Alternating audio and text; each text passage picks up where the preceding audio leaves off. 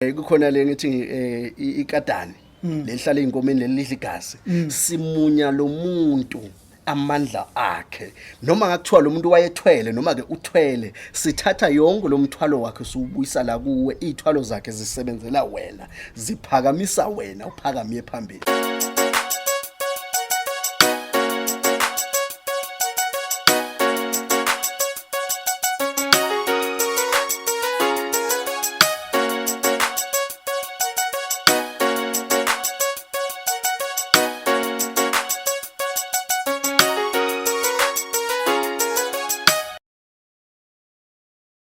Welcome back to THROWBACK TV. I'm your host, Kabelo Khatle. Back by popular demand. Nithe ngiza la ngibuye sizokhuluma nomkhulu futhi nithe niyamfuna.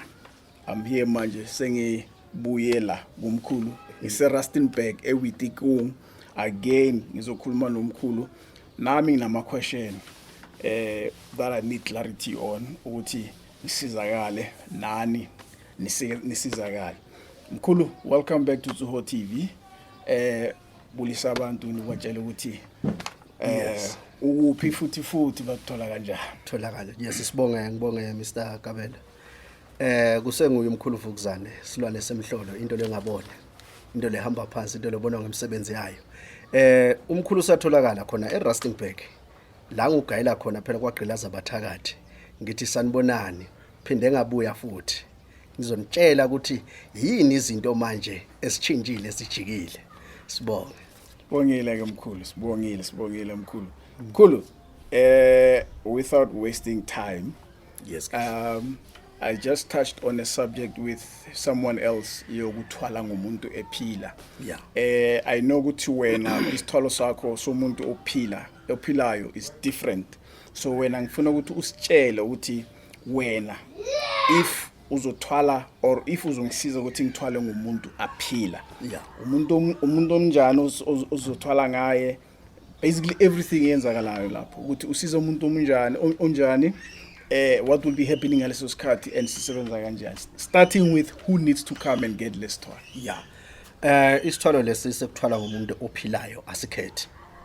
Kungawa uyindoda ungumuntu esimame asikhethi into leyenza konje na ufika kumina ngiqale ngibheke nje kuhlole kuqala wena ukuthi isimo sakho simenjani, and then umuntu othwala ngaye ophilayo kuba ngumuntu lomkhethako wena kodwa kube ngumuntu lo rich. Okay. Yeah, noma ke lofuna ukuthwalela asengibekise ufuna ukuthwalela umuntu unemashop. Yes, unemashop business ema-truck okanye just business nje lo nayo sibiye sibheke lo muntu loyo lona le business lefana nale yakho lo saphakeme. Oh, kunawo. Okay. Yes. Bese sesenzani ke manje sesiyahamba ngenqhaza kakhulu kodwa sesiyahamba zindawo lapho kuphambana khona izindlela bese kufuna umazi kodwa lo muntu ligama lakhe. Okay. Yes, ungamazi nje ligama lakhe lesilungu umazi ligama lakhe lesintu lekuzalwa. Oh, okay. Lazalwe ngasizokhona kumphakamisa siyamunya sebenza kukhona le ngithi ikadani lehlala einkomeni lelidla igazi simunya lo muntu amandla akhe noma ngakuthiwa lo muntu wayethwele noma ke uthwele sithatha yonke lo mthwalo wakhe subuyisa la kuwe izithwalo zakhe zisebenzela wena ziphakamisa wena uphakamiye phambili. Hayi mkhulu mana emabheli. So masithi mina ngine business yama truck. Yeah. And then i-competitor yami lo muntu lo yena is doing better than me yena uphakeme mhlambe mina ngine 10 trucks, these guys got 50 trucks. Yeah. Unama contracts andlula amna now. Yes. So uthi slanda lo muntu. Yeah. And then so senza some thwebula some shaya, what exactly do we do? Yeah, asengiqeqise nje lapho lo muntu loyo asimbulale asenzile utho yakhe. Yeah. Just sithatha bunguye sithunzi sakhe. Sithatha isithunzi sakhe ngale ndlela yokuthi kwayena angeke aqaphele ukuthi kwenzakalani kodwa izinto zakhe ziyema. Uma ngabe bekufanele athole amathenda phambili noma athenge ama-truck yonke into yakhe iyema imendaweni eyodwa. Sekusebenzela la kuwe noma ngathi uyahamba uyophakamisa izinto nakaphakamisa izinto sesiphakamela kuwena. Hey man, Mkhulu, so Yeah. so everything that he was doing before stops. and then ayiphansi ayiphezulu ayiphezulu. Yeah. So if mhlambe he was going to get a contract and then he was due to get those things zizakimi zonke izinto ebekufanele asithola athole ama contract enzeni yonke lento seyibuya kwena. Simngena kanjani? So ukhulume ngendlela ezithu yeah. Yes, siyala ukuphambana nje khona izindlela. Okay. Uma sifika lapho kufuna sazi igama lakhe lekuzalwa nesibongo sakhe kuphela, ayikho into enye siyidingako. Uma siya lapho siya nendwangu emnyama nendwangu ebovu kuphela. Sifike simthebulele estradini lo muntu okuphambana khona izindlela, sifike sikhulume ngekujula kwakhona ngendlela esijula ngakhona, kodwa nasiya lapho siphatha indwangu lemnyama siphatha indwangu lebovu bese sithola inkukhu futhi lemnyama, siyamthatha ke lo muntu, siyakhuluma indlela esikhuluma ngaye, sesiyamdonsa sibuya naye, nasifika manje esigodlweni sengenza izinto ezijulile manje sesiqedile ngaye. So yena akazi ufokole yena izobona nje ukuthi ubone ngathi solo izinto zakhe zihamba kahle kodwa zibe zimile. Nangabe bekane ma-truck ayi-50 azoma lapho ku-50 ngendlela ebekasebenza ngakhona la ma-truck azosebenza lapho. Nangabe bekufanele uku-accelerate izinto zakhe ziphakame seziphakama ngakwena. So manje Mkhulu ngifuna ukubuza, so lo muntu lo say maybe naye angithi uthe sithatha yonke, so uphakame ngegroup uphakame ngeni uphakame, so si start everything we bring it to us or just inhlanhla yale zinto or siyaziblocker ukuthi zingasebenzi? How do we do this whole thing? Asisiblock ukuthi zingasebenzi, okay, because we want to use lezi zinto zakhe ayisebenzisako. Shothi nasithathe sithebule yena sibamba yonke into ayisebenzisako, noma kuthi uthwele lezi zinto ayithwele ukuthi zimsize seziyosiza wena. Ngani? Ngoba wena kungenzeka awufuni ukuyothwala, encenye lo muntu bamnikeza inyoka wena awufuni inyoka, encenye lo muntu bamnikeza isigubhu wena awufuni isigubhu. Bevisisa, sithatha nje lo muntu bunguye bakhe sibe sifaka emzimbeni izinto zakho siphakama. Manje Mkhulu, wait, so ngimbonile ngim-identify lesiyaya lapho sishama, so mina unginikani, like uyangicaba unginika something on my side, unginikani ukuthi ngihambe nayo ngiye ekhaya? Yes. Into enginika yona njengoba ngihambe sakumthatha ngale indwangu lemnyama nangalele bovu nangale nkukhu iqudelele, so ngiyabuya mina ngigaye leliqude ngiligaye nale indwangu bese ngunikeza nje uphondo nje lenqane. Loyo manje ukhuluma khona nje wena awugezi awenzi lutho, umane ukhuluma nje kuleli phondo ukuthi makuphakame ngoba wena anginiki lutho into lezi awutheni, just ukuthola nje leli phondo ngizabe ngigayele izinto lezi esikhulu esidonse ngayo lo muntu. Yangivisisa yena uma ekhuluma ngalo ukhulumela wena nakathi madoda ngifuna kwenzeka izinto, ngifuna icontract kanjani, leyo contract iyongena kwena. So manje makaye ekhaya, right, in fact before we even get there, mina mangiye ekhaya, okay, sengithole lento le, ini imigomo kufanele ngilandele ukuthi ngingamoshi this whole thing esikuyo manje? Imgomo ayikho lengako, just ukuthi na uhambe uyithethe lento kufuna uhlale nje u7 days awudibane nemuntu esimama. Okay. U7 days awudli inyama yengulube. Alright. U7 days ifish ilothini lo awuyidli. Okay. And then futhi no njengoba sengishilo uqanza udibana nalo for lo 7 days. From lapho yonke into ihlangene igcwele emzimbeni uyasebenza. Ubungozi balento le ingaba yini Mkhulu? Buze ubungozi ku clean kakhulu.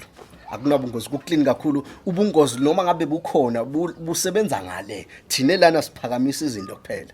So mina ngeke ngijikele, okay. So masithi ke lo muntu ke uyabona ukuthi yes izinto azihambi kahle. Yes. Uya kumuntu wakhe manje. Umuntu wakhe uyahlola. Umuntu wakhe angeke abone ukuthi hey ushayiwe wena or kukhona indlela ofihla ngayo. Ikhona indlela njengoba ngithi sihamba nale nendwango emnyama. Sithole lenkukhu lemnyama. Lapho sivala sifaka sinyama kufuna nabafika kulomntu labone nje ukuthi cha no izinto zivalekile asiphakamisa. And futhi simncisha nalamandla ukuthi ayobheka ngoba lento zima level angithi sithatha umuntu osophezulu. Okay. Yena ubona ungathi nje yonke into solinomali ngoba ematrack amakhona imali isangena ngendlela ebengena ngakhona kuqala kodwa ayisayi phezulu. Also asimwisi simbeke endaweni enormal lebekavela khona but angithi bekufanele aphakame nakufanele aphakame kuphakama wena. So until when you come up to that level? Until you come up to that level. So mawufika lapho ngaza ngithi I lost writing masiye komunye naso fike kule level ekuyo ubuya kumkhulu kuthi hayi sifuna ophezulu manje siyasenza the very same thing sibuyele emgwaqeni siyomlahla futhi nasimlahla songaphezulu sithatha omunye umuntu so masiye emgwaqeni simlahla yena he goes back to his old self yena nakabuyibuyile esimeni sakhe uyaqhubeka naye uzawuphakama ngithi wena bosophezulu uzowuphakama sofuna ilevel lokuyona thina sesiyaphezulu so manje Mkhulu lento le masithi siphethe lo muntu lo siyamunya for the next 5 years ikhona imvuselelo emfanele ngiyenze mina ukuthi lento le to stay strong or once unginikile ezohlala operate most of the time lento lena isebenza within 3 years okay ku 3 years iyasebenza kusebenzele ikhanye ngendlela esimanga after that automatically uzabe sewudlulile kulomuntu lo ngoba once wafika kule level yalo muntu uyendlula kudlula kule level yalo muntu angithi manje songaphezulu kuyena asisakwazi manje kusebenza ngendlela eright nawe uzazibona songaphezulu seyime levelini manje awusakwazi ukuthi uqhubeke ngoba sesimdlulile besisebenzela ukuthi siphakame so once safika ku level yakhe samdlula emandla sayayehla ngoba wena songaphezulu yena songaphansi sekufuna sibuke umuntu ongaphezulu futhi so manje Mkhulu ngisithathile lento le ngithi simshayile lo muntu ngekhaya mina siyamunya samunya within 6 months ngiyashona angitshelanga umfazi sebenza kanjani manje nayo lento unginike yona izofanami or izoqhubeka operate the way it was operating or kuba nenkinga mangishona especially if ngatshela ngomfazi izinto ezinjalo akuye kube ingozi lento leyo ngoba lento ifakwe la kuwe uyangizwisisa so uma ngabe lento ikuwena uma ushona wena le level lo shone ukuyona iye makhona lapho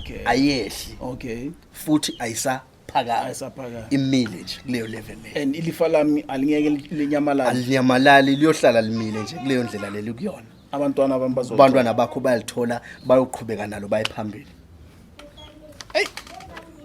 nimzwile komkhulu manje Mkhulu masikhuluma ngalento esesithi imalini manje masikunika lento le lapho angeke ihlabe kakhulu indaba ema price ngoba okwaqala ema price awuthola ukuthi akafani ngani ngoba kufuna ngiqale ngibheke wena ukuthi isimo sakho sukuphi maybe kufuna ngiqale ngilungise wena kuqala uyangizwisisa so yenye indleko leyo before ngizongena ema price akho nakafani kodwa nje angifuni kuyifaka kakhulu vele indaba price umuntu uyangithinda sesikhulume efonini mina ngibuzile ngathi imalini Umkhulu uthi no wena phelela yena and then he'll tell you ukuthi imalini lo msebenzi lo Mkhulu but more or less if sesishayile lento le how long does it take ukuthi ispan isebe 2 days 1 week no izinto zami sishaya within 3 days usuke nazo kumina wafika nazo ekhaya